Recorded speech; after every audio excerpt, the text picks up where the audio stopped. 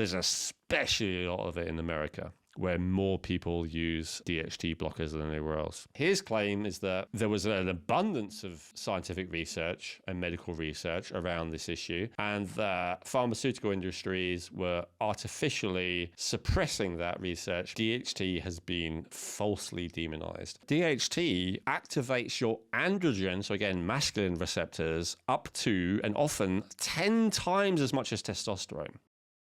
Welcome to the Rejuvenate podcast. I'm your host, Chrissy Hawks, and I'm here with my co-host, Elwin Robinson. And today we are carrying on the conversation of Elwin's favorite hormone supplements. So Elwin, I know we got through a bit of a list before. It was absolutely amazing, very incredible, and we're carrying on today. So why don't you kick us off? What's first on the list? So I think I'll do these two together. I am obviously a big fan of testosterone, but also DHT. Now, I personally have never supplemented with any form of testosterone or any steroid or any SARM. So I can't say that I personally have benefited from it or that I would use it. And so, but I'm going to include testosterone with DHT because I have played with DHT and I really enjoy it. Now, I have not taken testosterone for two reasons. First, because I didn't need it. But also, second of all, because it is quite problematic. Of all hormones that I'll mention in this video, it's the one that is the most downregulating, the most difficult to get off, to stop taking.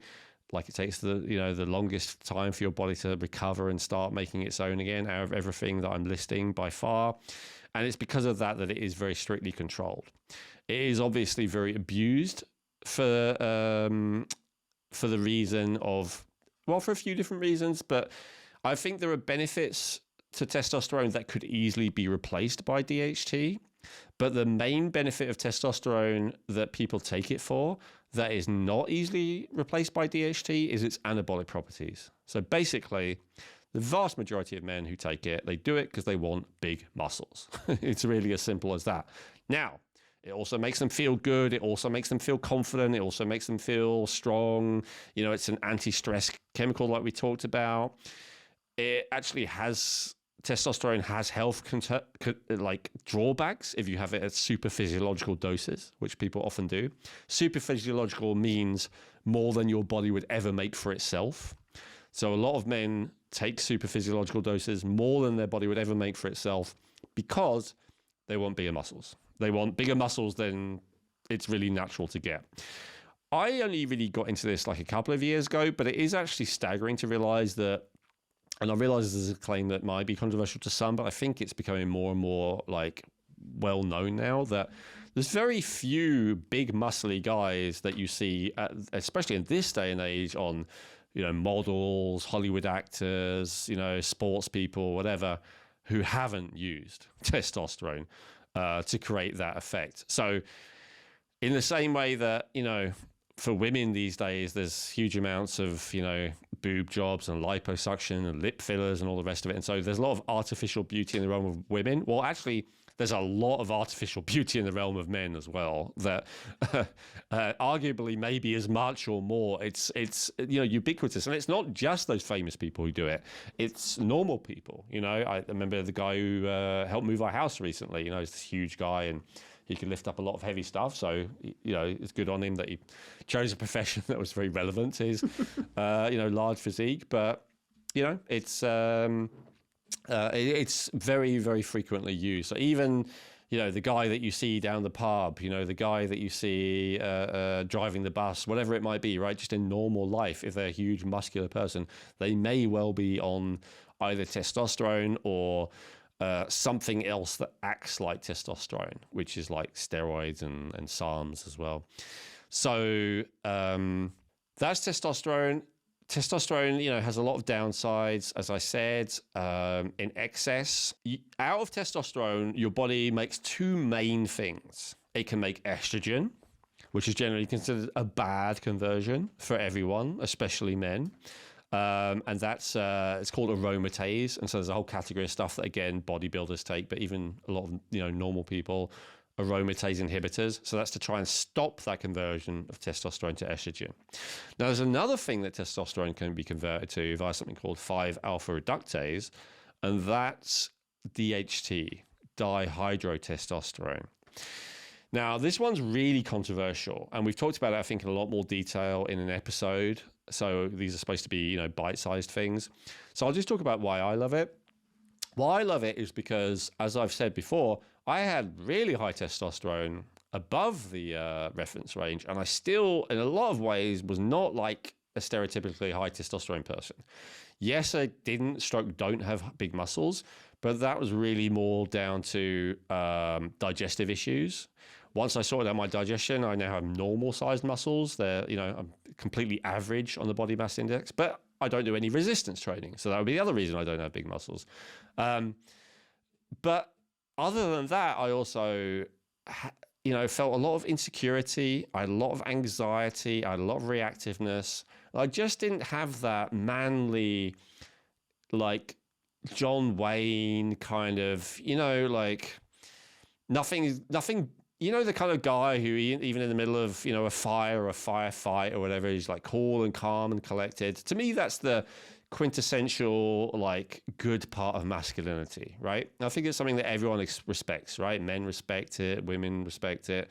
Like, everyone respects that kind of manly, being a rock kind of thing, right? Not being easily moved in a good way. And I just was completely lacking that. And so I thought it's interesting that I have so lack that quality ascribed to testosterone when my testosterone is so high. Now, the obvious first thing you can say about that as well is like a free testosterone, Elwin. And sure enough, when I first noticed this, my testosterone was in the mid-range. So we could say, okay, that could be it because I had high SHBG. But then I got to the point where my testosterone is right at the top of the range. My free testosterone. And I still had all of those same kind of feelings. I was like, still all this lack of manly coolness, cool and calmness. And I was like, huh. And so that's when I discovered DHT.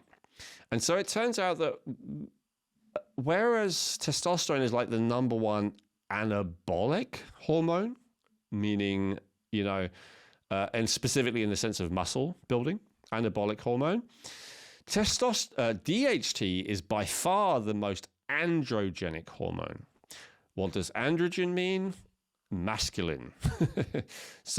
And masculine in what qualities? The qualities that you were just describing that you didn't feel that you... Yeah. First of all, libido, sex drive, erection quality, all that, which I didn't have an issue with for whatever other reasons. But second of all, feeling confident. I think confidence is the number one thing. If you ask any woman what's attractive and desirable in a man, confidence. They always mention confidence, right? Yeah.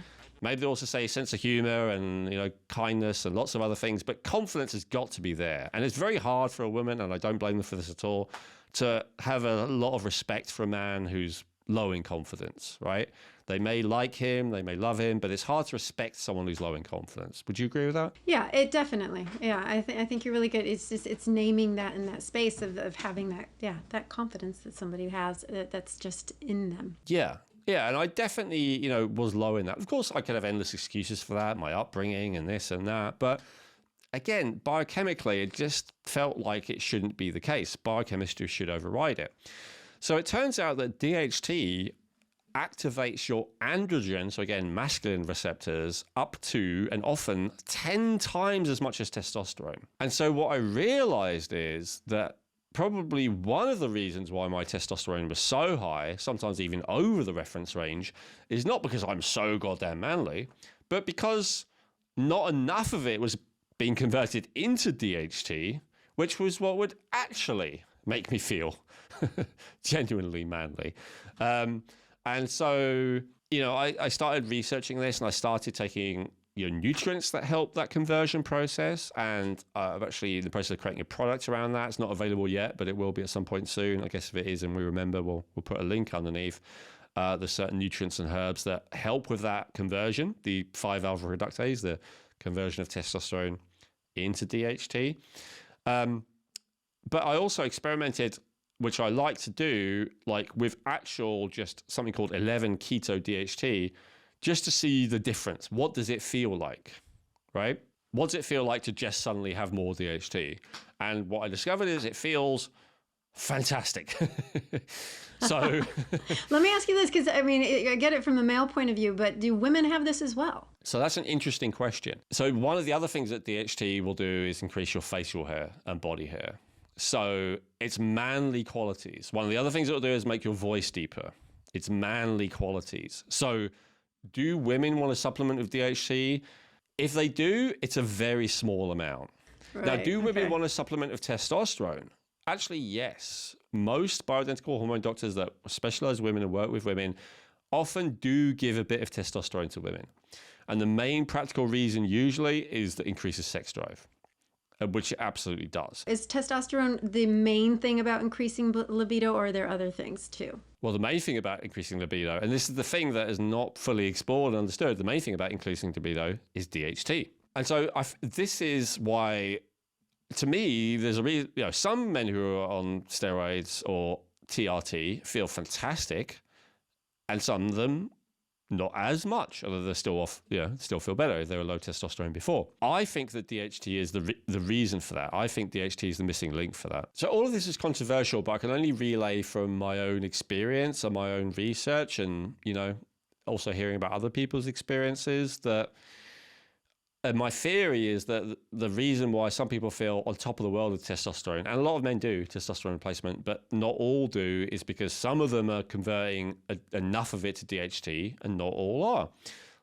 Exactly the same as I was not converting my naturally high testosterone, enough of it, to DHT. So there is some indication, it's a good question, there's not a lot of research in it, but there is some research that a very small amount of DHT is actually really beneficial for women as well. Obviously, you don't want to overdo it unless, your goal is to change gender, which is becoming more and more popular these days. But nonetheless, it could give you, a little bit of that.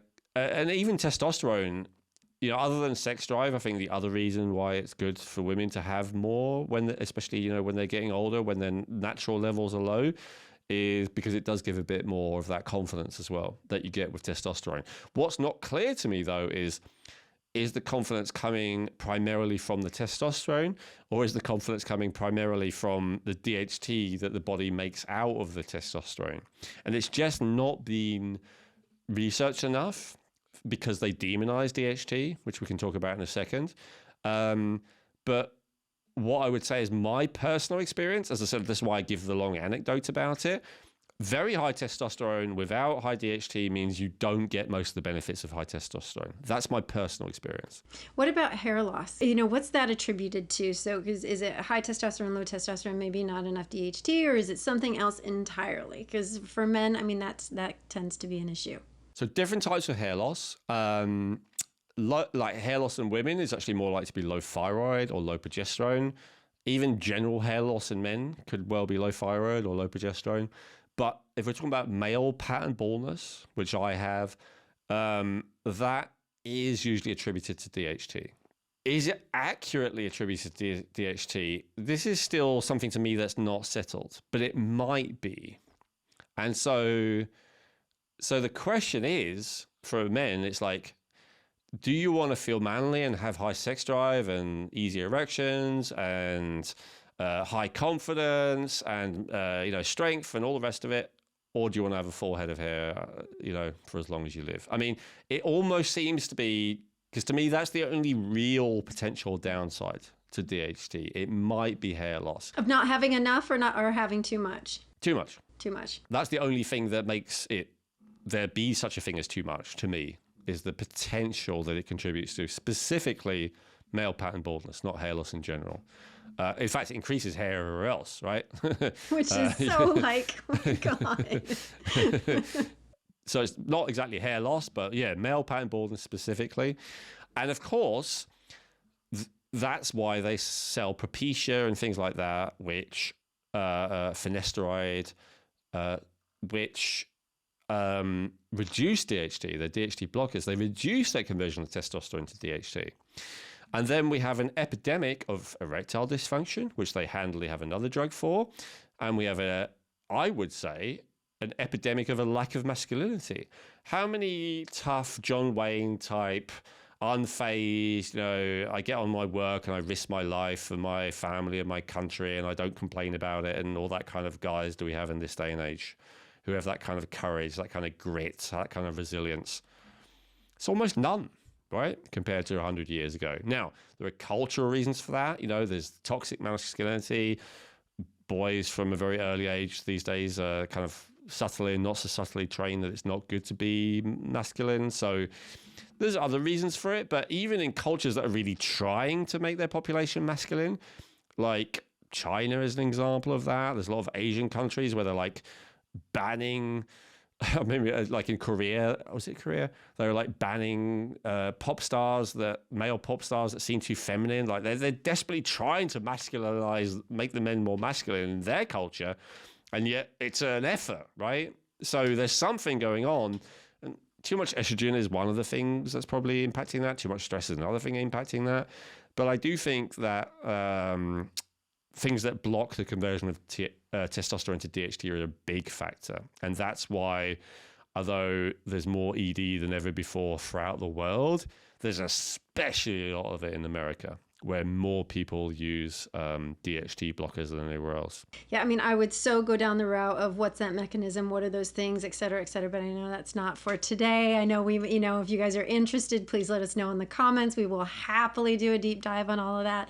But yeah, so I'm my interest is piqued, but I know it's not today. But you mentioned and talked about how DHT has been demonized. Yes. So for those two reasons, number one, the male pattern baldness, and then number two is prostate. Now, in the case of prostate, I really did a really deep dive on this because I was asked to formulate something that helped with prostate. And I could see very clearly when I did the research that DHT has been falsely demonized. And I could tell you the full story about how that's happened. It involves eunuchs and,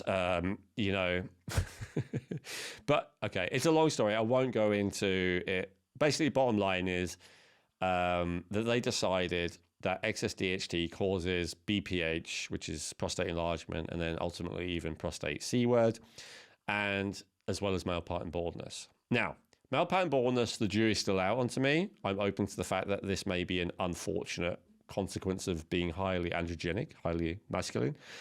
But the prostate growth, I'm not at all convinced is down to DHT. Why? Because growth is not a function of DHT. As I said, like this compound that's much more anabolic is testosterone, not DHT. But the thing that usually leads to unrestrained proliferation and growth of cells in an unhealthy, potentially very dangerous way is estrogen, not DHT. And one of the only sane pharmaceutical interventions that I have seen that they give for prostate enlargement is progesterone, which makes so much sense because progesterone reduces the effect of estrogen, and it will reduce that undesirable proliferation of cells. And sufficient progesterone supplementation can shrink the prostate. That is the only use of high dose of progesterone that I have ever seen in any medical context, is for men to shrink their prostate when their prostate is too big. Do I think it's only estrogen? Not necessarily. There's also, inflammation is another factor. But estrogen and inflammation, if you've watched our episodes before, you know that those two things really go hand in hand. So I am not a believer in DHT being the primary or significant factor with prostate enlargement. I would be a believer in reduced estrogen and inflammation instead. I'd be happy to stake my own health on that if my prostate ever ended up being enlarged. But I doubt it will, because I keep my progesterone high and my estrogen low. So testosterone is really there, to helping with building muscle, things like that, and many male qualities. But the DHT, on the other hand, is the confidence in the male qualities, and really working with libido and bringing those things up. And I probably didn't do a very good job, so re-educate me. Well, yeah. So the key thing, I know we said we're not going to go too much into the mechanism of each one, otherwise, we'll go way too in depth. But the key thing I said about mechanism is this: DHT has 10 times stronger effect on the androgen receptors as testosterone. So it's not that DHT gives the confidence and the sex drive and testosterone doesn't. It's DHT does that way more because it increases androgenic qualities way more than testosterone. Testosterone does it. Now, people who doubt me on that and say, Elwin, I take a huge dose of testosterone, I don't take any DHT, and my sex drive is through the roof, and my confidence through the roof. That doesn't contradict what I'm saying, because all it means is that, all it could mean, is that they're converting enough of their testosterone to DHT to have that effect. That is what I'm saying. That's the thing that has not been researched enough to see if that's what's actually going on.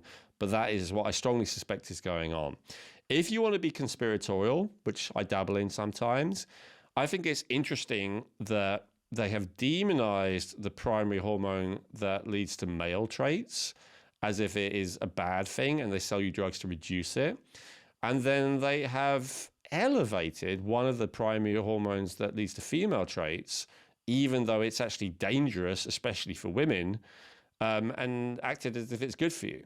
And with that, I'm talking about DHT and estrogen, right? So I think there's some kind of cultural bias in that. I don't think it's a conspiracy by women or anything, obviously. What I'm talking about is more a conspiracy to make us both sick, right? Because women with too much estrogen, it absolutely, can kill you, and does kill many, many, many, many women every day, every year. And men with a lack of DHT are much more easily controlled. They're much more subservient. They're much more servile. They're much more likely to go along with and do what they're told and all the rest of it. A bunch of high DHT men is a bunch of men that is very difficult to control. They're rebellious. They don't do what they're told.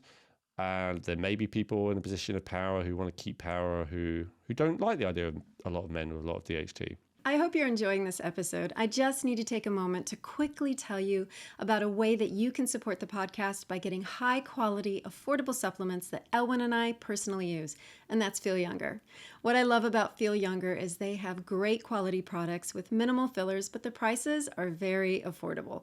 You can call their customer support team 20 hours a day, 7 days a week, and in my experience, they're really helpful and friendly.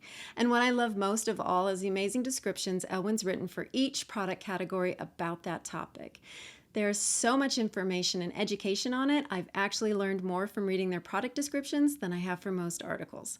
So, to support the podcast, please use Feel Younger for all your supplement needs. And to let them know we sent you, you can use promo code RejuvenateMe for a 20% discount off your first order at feelyounger.net. That's 20% off your first order with promo code RejuvenateMe at feelyounger.net. No, perfect. I know we're spending a lot of time here, so I do want to ask. I mean, I think that you have really summed up who this is potentially for. So what are the best forms of both of these? So supplementing DHT is extremely dubious thing to do. It's classed as a research chemical. As I said, there's not enough research in it. The form that I've tried is called 11-keto DHT. And the amount that I've used when I was using it was very small. The absolute minimum amount, and only once every other day. So this is now, having said that, have I seen research study where people were having 20 times as much as me every day for several months without any significant drawbacks? Yes. But the reason why I didn't do any more than that is because I was really trying to encourage my body to produce its own naturally, because in this case, I felt it was possible. As I said before, if it's not possible for your body to create enough, then by all means add it. If my testosterone had been really low and my DHT had been really low, then maybe I would consider, supplementing one, the other, both.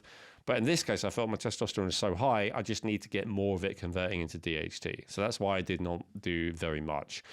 Ironically, even though it's way less researched, and therefore considered more dangerous, I think in reality, from the research I've seen, DHT is way safer to take than testosterone. Because testosterone, first of all, you're going to take it in the form of injection usually, whereas DHT you can just do transdermally. Testosterone will shrink your testicles, whereas DHT will not. Testosterone will reduce or stop your sperm production, whereas DHT will not. Testosterone will downregulate, and if you suddenly stop, you're going to feel really bad, which, as far as I saw, DHT will not. So through a lot of mechanisms, DHT actually seems a hell of a lot safer thing to supplement than testosterone, even bioidentical testosterone, TRT. But there's just no one's done it, and there's no research on it.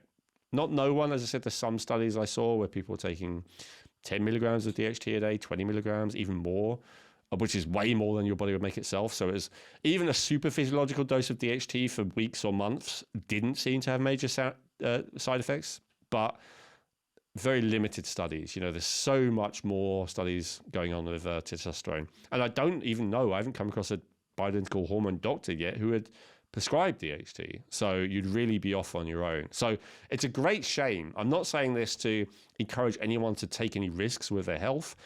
I'm saying this more to kind of like create interest to hopefully make it so that there is more research and that there are doctors who actually learn enough about this so that they can perhaps give men this thing that's actually far safer and more effective. You know, how would somebody use it? If you really wanted to be cavalier and ignore all my precautions, you might find yourself some 11 keto DHT, and it might be in a liquid form, and you might apply very, very small amounts to your skin and use it transdermally. And I mean, you really did pretty much cover it, but are there any additional safety concerns here within testosterone and DHT? At the extremely low minimal amounts that I'm saying, from what I've seen with the limited research, the risks are extremely less than the usual TRT. All right, so what I'm hearing here is proceed with caution. Very much so. and dig deeper and look into it. Yeah, and if you find someone who, if you find a doctor who does prescribe it to you and you want to share their details here, maybe they're struggling to find clients because no one wants it, right? This is one of the other issues. So if you find someone who gets what I'm talking about, who's done more research, who has that clinical experience, share it with the rest of us, please. And that would be great. I'm finding this really fascinating, Elwin. So what's next on the list? So I'm a big fan of Pregnenolone. So we've talked a lot about the different sex hormones, steroid hormones. So that's progesterone, allopregnenolone, DHEA, testosterone, DHT. Those are all steroid hormones, sex hormones. The building block of all of them, the master hormone of all of them, is Pregnenolone. So your body takes cholesterol and it makes Pregnenolone. It then takes Pregnenolone and it makes progesterone or DHEA, and it takes the DHEA and then it then makes estrogen or testosterone. There's more to it than that, but that's the really, really simple version. So Pregnenolone is the master hormone for all of them. So if you felt like you were generally low in those sex hormones, but you didn't want to be messing around with adding this testosterone here and progesterone there and all the rest of it, you just wanted to give your body more of the raw building block to make more of its own sex hormones, steroid hormones, and then leave it to it, Pregnenolone is a very safe and very beneficial and very cheap and easy way of going about that. And so that's one of the things that I like about Pregnenolone. Now, because I prefer fine-tuning and getting this, you know, specific hormone higher and this one lower and all the rest of it, I don't personally use Pregnenolone anymore. But if I were not, let's say, desert island time, and I were not allowed to take all of those and I could only take one thing, I would just take Pregnenolone. Because then with that, my body would be able to make all the rest of them. Pregnenolone, similarly to progesterone, if you had to sum it up in one word, it would be as an anti-stress hormone, similarly to what we would say about progesterone. And in fact, when people supplement Pregnenolone, it generally their body will make progesterone out of it. And so it's considered, unlike DHEA, which is another precursor hormone that is often used, Pregnenolone is considered usually more of a calming hormone. Dr. Ray Peat, who we've talked about a lot, was a huge fan of Pregnenolone, and he considered Pregnenolone along with progesterone to be miracle cures, that if a person used a sufficient quantity of them, could basically cure most diseases. That was his position, not mine. I'm not making any claims, but his claim is that there was an abundance of scientific research and medical research around this issue, and the pharmaceutical industries were artificially suppressing that research, because if we just gave people pregnenolone and progesterone, most other pharmaceutical drugs would be unnecessary, or at least way less commonly necessary. That was his position. Obviously not a claim that I would be comfortable making, but that was his position. So although it's not a claim I'm comfortable making, in terms of what I would take with me to a desert island to keep myself healthy, second to thyroid, it would be pregnenolone. Yeah, I was going to ask, because you talked about that it goes cholesterol, pregnenolone, and then so on and so down.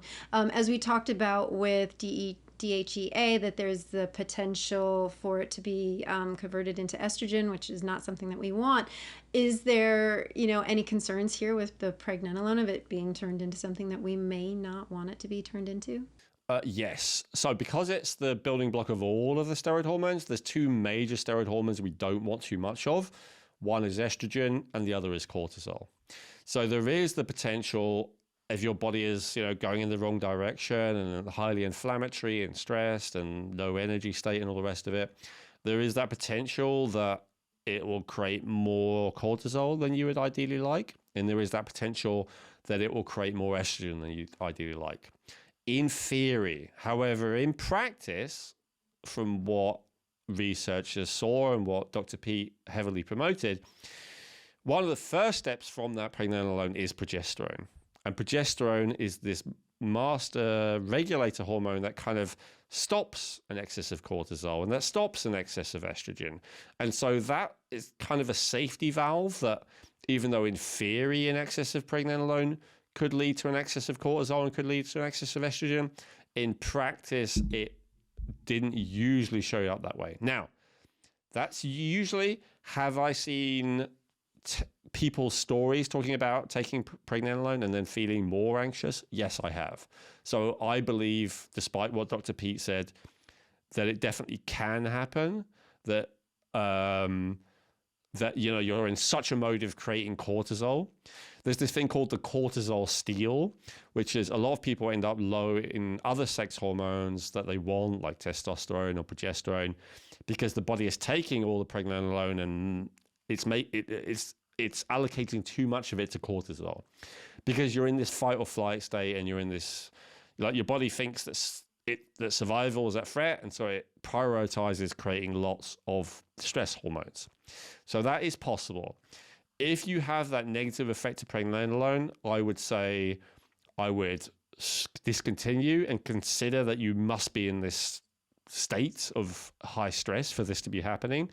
And I would probably consider following some of the other advice that we talked about in different segments, like progesterone to calm down, thyroid to ultimately increase energy production so your body doesn't need to be in this constant stress state in order to have enough energy. And then you could later revisit pregnenolone and then probably have a different experience with it. And so with somebody that is looking at their hormones, who would benefit, or who is going to generally supplement with pregnenolone, like starting with that main building block? People who generally have lower hormones are the most obvious candidate for this, which tends to be older people. So if you generally, you have low progesterone, you have low testosterone, you have low DHEA, maybe you even have not, quite low estrogen and cortisol as well, which definitely happens. Often it's referred to as adrenal fatigue. If someone is generally low in most or all of the steroid hormones, they are the most classic, obvious candidate for pregnenolone, because then rather than, giving loads of different hormones to replace all the ones you're low on, you just give your body the building block to make all of them, and then hope that it does it well. As I said, you have to do other stuff to get it out of that stress state. I would still say maybe thyroid would be primary as well. But it depends. Like I talked about when I talked about thyroid, if a person's in a very high stress state, thyroid can make them worse because they need to calm down first. So then, in fact, progesterone and pregnenolone might be the right place to start. So it does vary. But yeah, someone generally low in most or all of the sex hormones is a very good candidate. And what are the best forms of pregnenolone? I've seen it available transdermally, but I don't see any reason not to use it orally. It seems to be absorbed well orally, and it's cheap, it's easy. generally people prefer capsules rather than rubbing stuff on their skin. And often, the skin creams contain loads of ingredients and you might not want, whereas your capsules are going to be relatively free of anything that you don't want. And how would somebody use it? Is it just, I think you mentioned it, a pill potentially daily? Would it be throughout the day because it's a hormone, or is there any other way? Great question. So Pregnenolone, you want to see what effect it has on you. I've seen people talk about it being energizing, even, anxiety promoting, like I said, if they go in that direction. But generally it's considered to be the opposite. It's considered to be calming because of the progesterone effect.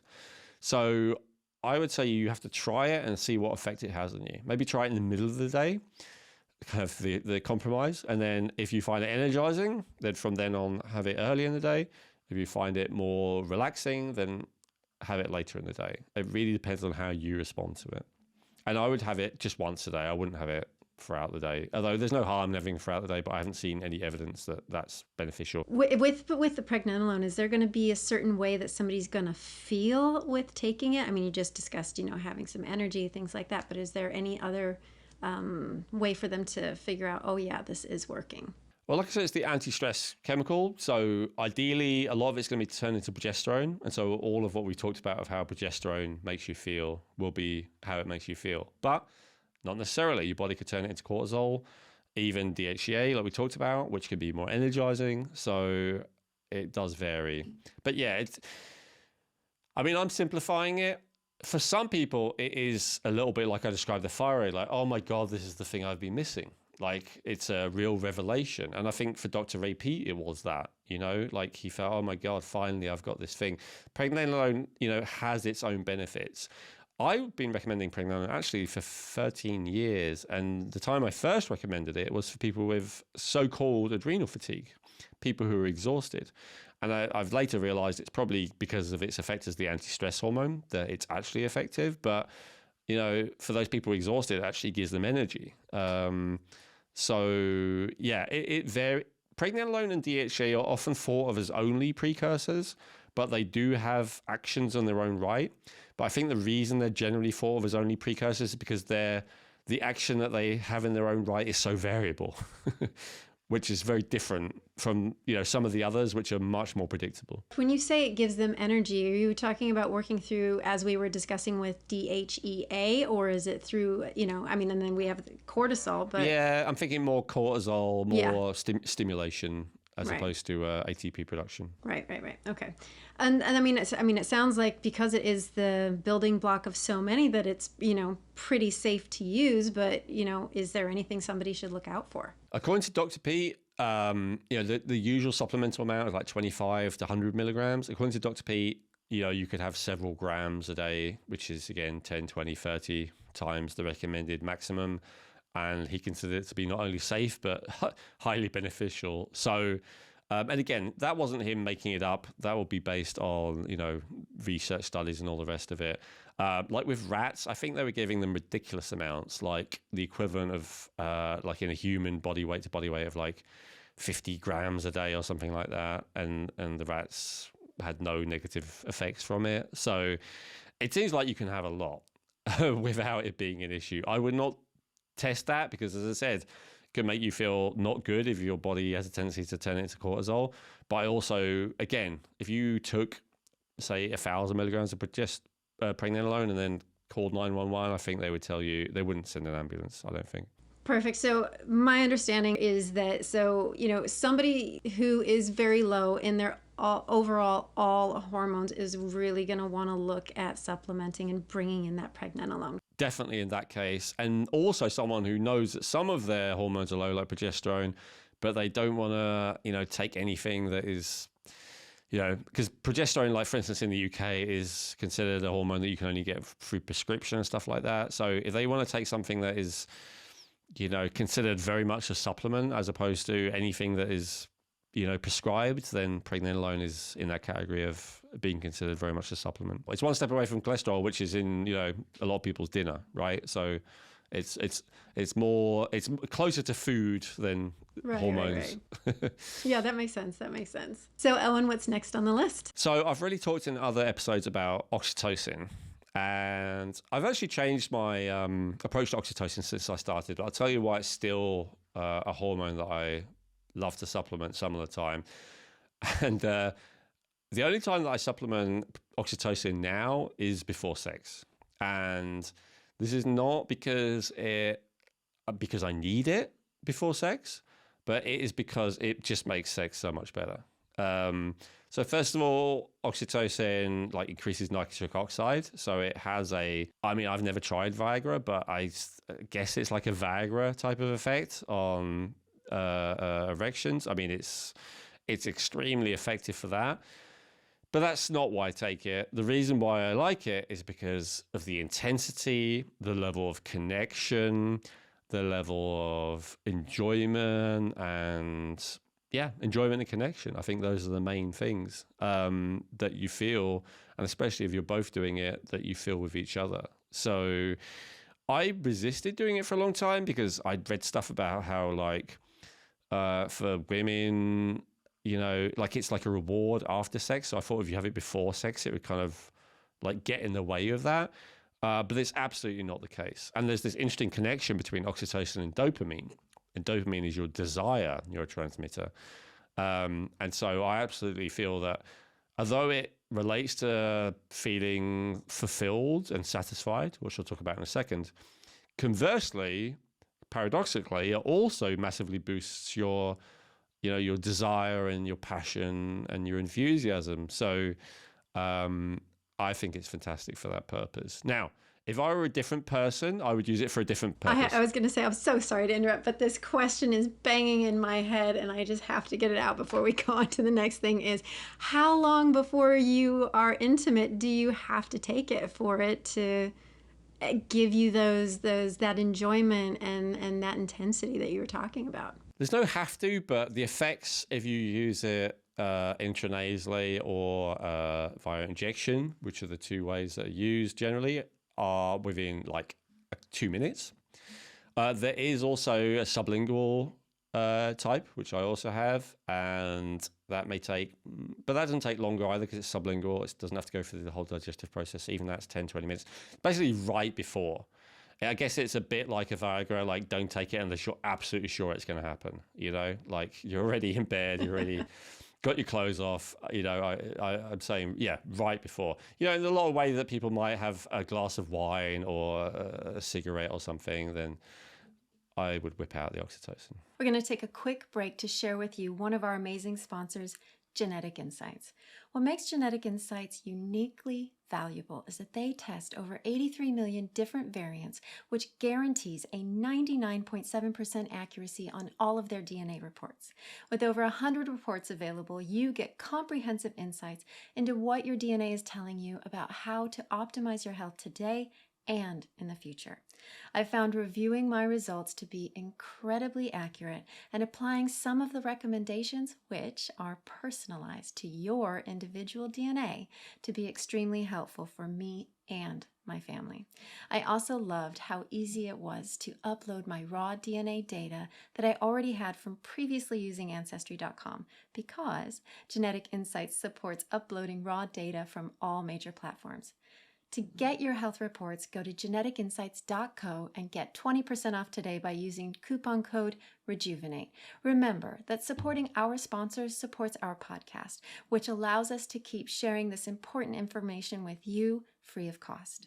So, go get your Genetic Insights health reports by going to geneticinsights.co and use coupon code Rejuvenate for 20% off today. Okay, thank you. Okay, so then with that, because you talked about how you're using it previously, and then now it's moved more over into this area. But who could this potentially be for? Not just for the intimacy aspect, but maybe they've got something else going on in their life that oxytocin may be the right thing for them. Yeah, absolutely. So oxytocin is one of the things that opposes cortisol. So oxytocin is an anabolic hormone, cortisol is a catabolic hormone. Oxytocin is a hormone that makes you feel that everything is good as it is right now. Cortisol is a hormone that makes you feel that everything is not good as it is right now and you need to do something. So they're kind of opposite in those ways at least. The official sanctioned approved use of oxytocin medically is to stimulate childbirth. But the off-label use that is used by a lot of medical professionals for oxytocin, if they use oxytocin at all, is to help with addictions. This could be addiction to food. This could be addiction to drugs, including serious drugs, like alcoholism or heroin addiction or whatever. And it can absolutely help and include, gambling, any type of addiction. Through what mechanism or how does it help with addiction? I mean, because that's pretty incredible that it does that. It is incredible. It works by making you feel fulfilled. And I use that word very specifically. I think that often satisfied is another word they use, but satisfied has some negative connotation. Fulfilled, to me, the opposite of fulfilled is feeling a feeling of emptiness inside of you. There's an emptiness, there's a black hole inside of me, and I need to fill it up. A lot of people in the world of addiction, the 12-step programs and stuff like that, they talk about that feeling of emptiness inside and that need to fill it up. And that's why often most addictions that are cured are actually cured by substitution. So people just go to a different addiction, right? Rather than to stop being addictive and compulsive altogether. So why do we end up with that feeling of lack inside? It could be, a lack of love from a primary caregiver or perceived lack of love from a primary caregiver at a young age. That's often what it's blamed on. But also there could be a genetic reason for that. One of our reports in our hormonal reports is about low levels of oxytocin. And what I see is those people with low levels of oxytocin, there's a good side and a bad side. The good side is they tend to be very motivated people. They're not lazy. The bad side is they're prone to all kinds of addictive behavior. So to fill up the emptiness inside, often they get a lot done. Whether it's a good thing or not will depend on other factors, right? Maybe they're working and achieving something wonderful. Maybe they're not, but they tend to be busy either way. But the bad side is often they have all these addiction issues as well. So oxytocin makes you feel fulfilled. Interestingly enough, if you look up oxytocin, I see a lot of results about the dark side of oxytocin. It doesn't necessarily make you feel loving, because that's what they first thought. Oxytocin is the love chemical. What it actually makes you feel is loved. So you're not necessarily going to love someone else, but you feel like you're loved. Now, in some cases, if you feel very loved, you can be, spoiled. You can be, what's the word? Maybe prideful or something like that, right? Like, feeling very, very loved is not always necessarily to 100% positive behavior. And I think that's what they're observing when they talk about some of the dark side of oxytocin. But what you won't see is like low self-esteem behavior, addictions, feeling like you're not good enough, depression, anxiety, all of that kind of stuff that revolves around a lack of feeling loved. So, I think it's a miracle for people who have not felt loved in their lives or do not feel loved now. And feel being the operative word, right? Maybe when you were young, you had a lot of neglect or abuse, but now you're surrounded by people who love you, but you still don't feel it, right? That relates to what we talked about at the beginning of the episode of, how people can, sometimes they have millions of people love them and, everywhere they go, people are saying you're the best, and then they kill themselves because they feel so unloved. How is that possible? So that's because how you feel is not necessarily related to what's going on in reality. And so oxytocin is that mechanism of feeling loved and therefore fulfilled. Especially if there's a genetic component there for somebody, trying to figure that part out and understanding, oh, no wonder. Okay, I have this genetic thing. I don't have a lot of oxytocin. That makes sense. And so then that's where they could go and take a supplement that's going to help them with that and to start to get on the path of feeling good and actually feel the joy and the happiness for all the love and all the people that they have in their life that do love them, but they weren't able to feel that feeling of being loved before. What are the best forms for this one?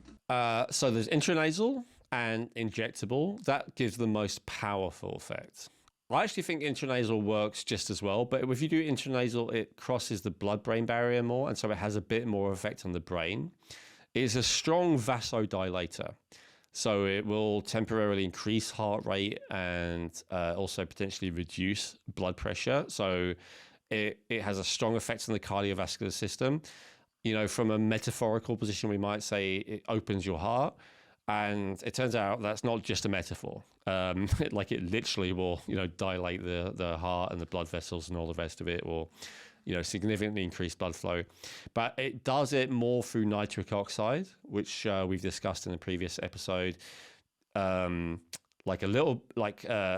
nitric oxide can be very beneficial, but we do not want to keep nitric oxide chronically high for a long period of time. So that's a potential downside of overdoing it with oxytocin, is actually too much nitric oxide.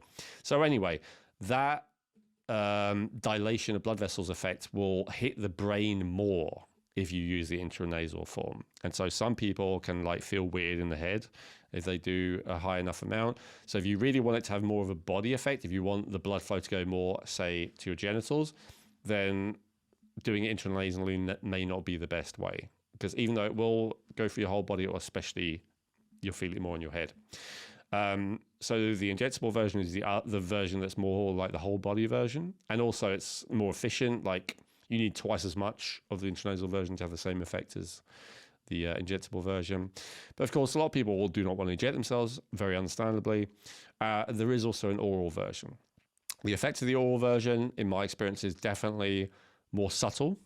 I actually find it more sedating, but that can be a good thing. It doesn't have the extreme effect on the heart rate and the blood pressure that the other two types do. So if you want something that's more gentle and more mild and possibly a little bit more relaxing rather than invigorating, then the sublingual type could be the best one for you. And within, how somebody's going to incorporate using this, is this something that they would take in the morning, take at night? Is it, a couple of times during the day, or is it on a case-by-case basis? Other than before sex, the other time, based on what we've said, is before you would be tempted, or as soon as you're tempted by any kind of addiction that you're trying to not do.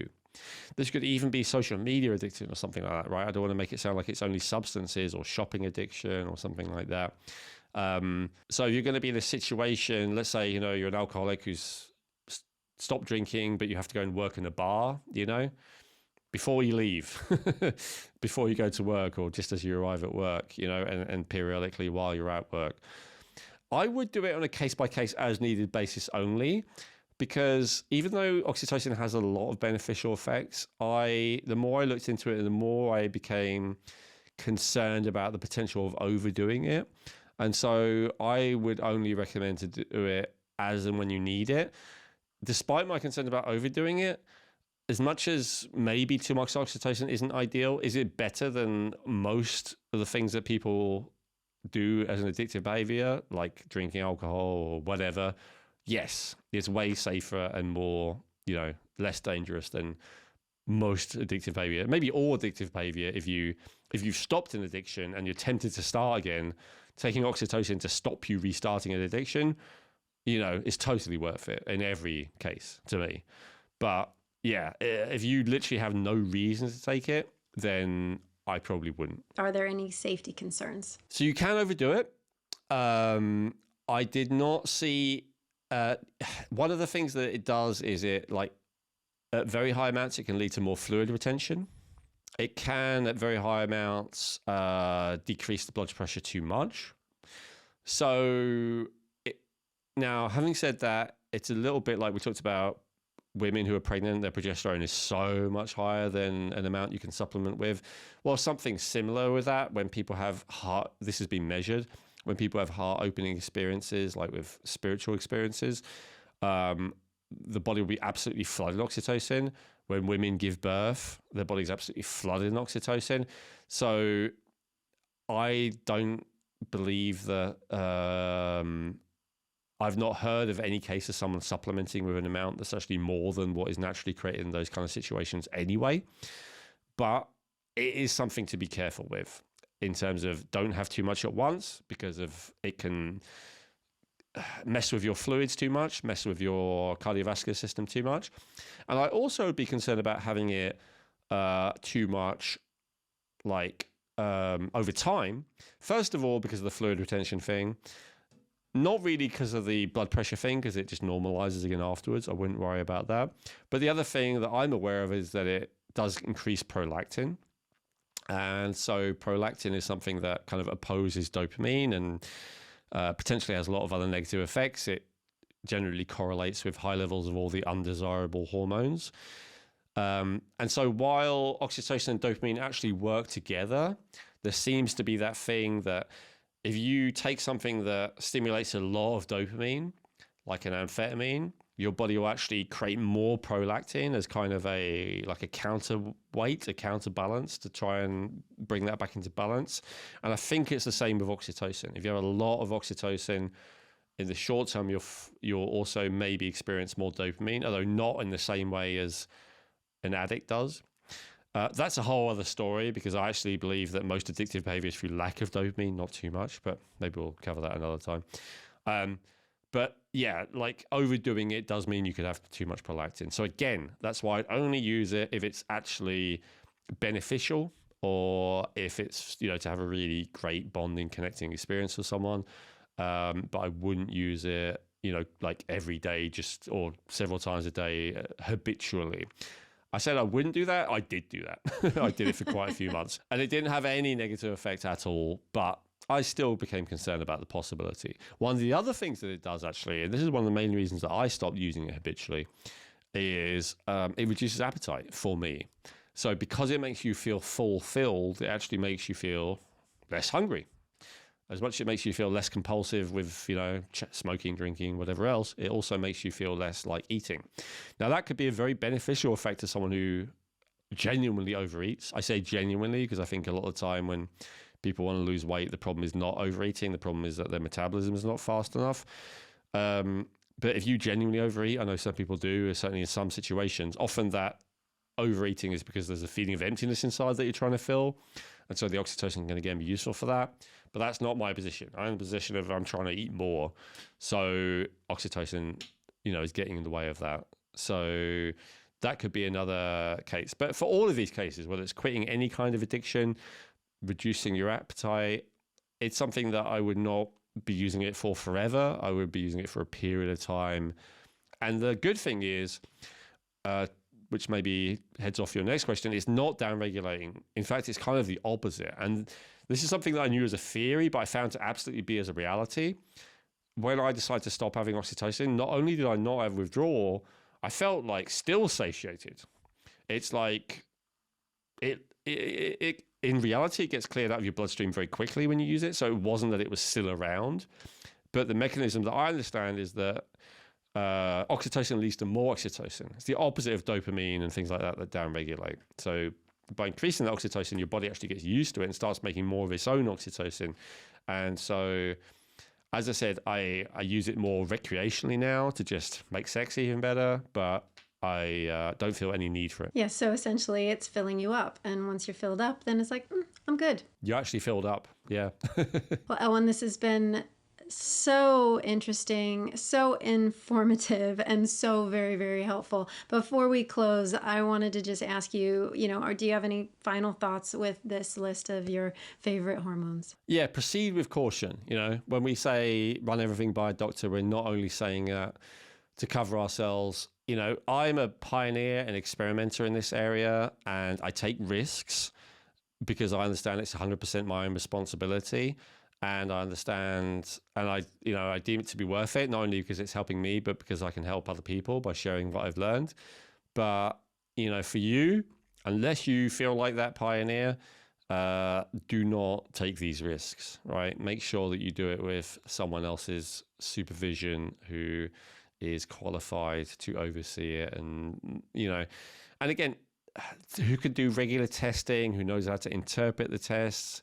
If you don't want to become your own expert and take a bunch of risks, then it is much safer, much easier, probably even much cheaper to just go to someone else and get their input on it. So now, obviously, with some things, that's a lot less. And I've said which ones are a lot safer to just, use, like a small amount of pregnenolone and stuff like that. But yeah, be careful. And then, of course, also tell us what your questions are. One of the things that prompted this is someone asking for more information on a couple of the hormones. So I thought, let's do a whole episode on it. So your questions. At this stage, I'm answering every comment, and I will continue to do so as long as I can. So if you're watching this not long after it's been made, then I pretty much guarantee I'm going to answer any questions that you have. So yeah, take advantage. Well, I've so thoroughly enjoyed this deep dive into these hormones. I'm learning more and more every time we do these episodes, so thank you for that. And thank you, listeners, for joining us today. And as Elwin said, please let us know your questions. Please put some comments below, and we're here to help the education keep coming. So please remember to hit the bell icon, and please subscribe so you don't miss an episode, and we will see you again next time. Hey, I hope you enjoyed that video. You may have noticed I recommended a few different videos in that episode. And one of the ones I'd recommend is just here, if you want to click there. Or another one I recommend is just below, if you want to click on that one and watch that next.